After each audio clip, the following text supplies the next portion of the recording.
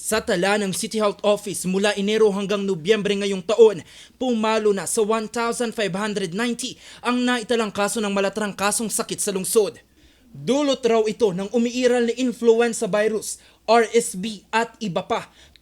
Pero pinangangambahan ngayon ng City Health Services Office ng Baguio ang posibleng paglaganap ng Mycoplasma pneumoniae na laganap ngayon sa China at Taiwan.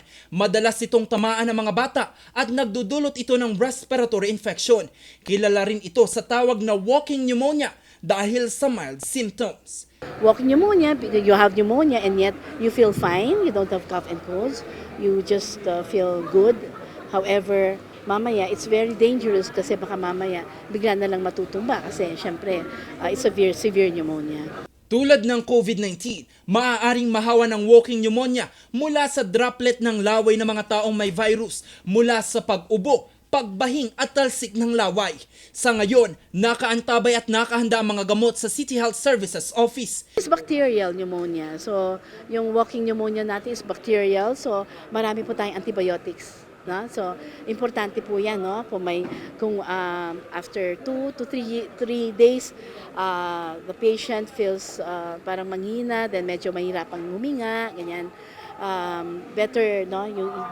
They have to go consult the nearest health center, consult the nearest hospital kung kailangan po nila magpa-x-ray. Dahil dito, ang ilan sa mga residente sa Baguio, doble na ang pag-iingat.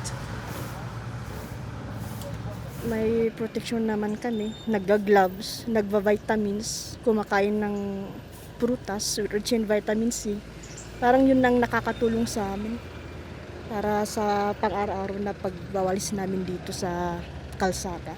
Alcohol, tapos po after po pag-uwi namin, magpapalit po kami ng damit, then maghugas ng maliligo, ganun.